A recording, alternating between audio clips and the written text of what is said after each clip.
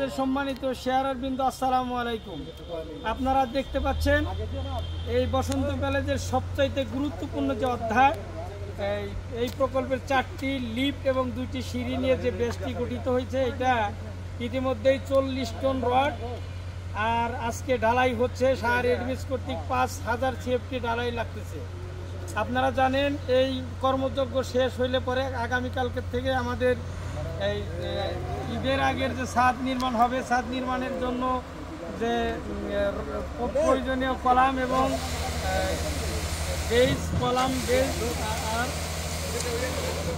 অবশিষ্ট যে টিম, তারপর শর্ট কলাম যা আছে সকল কিছু আমরা এই কোরবানি ঈদের আগেই শেষ করে একটি ছাদ সম্পন্ন করে আপনাদের চমক লাগাতে চাই।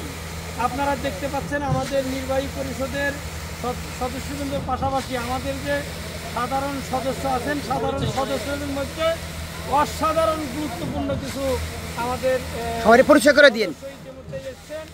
ওই শুরু থেকে বলি, আমাদের সদস্য খুবই গুরুত্বপূর্ণ একজন সদস্য, অতিশয় ভালো মানুষ।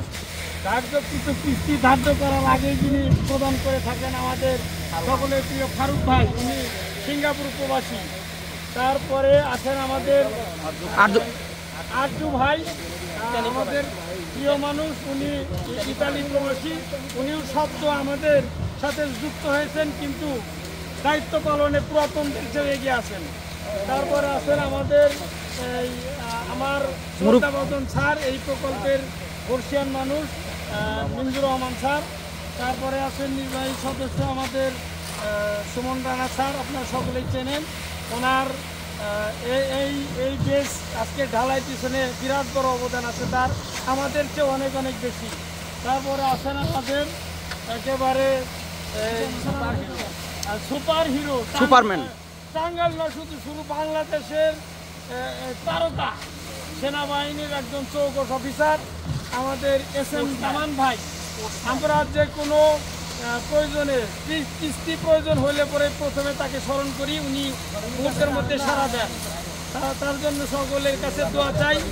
আছেন আমাদের হাসান ভাই, না কি সদস্যের নাম কি, নুরুন তার একটা সুযোগ্য হাজব্যান্ড।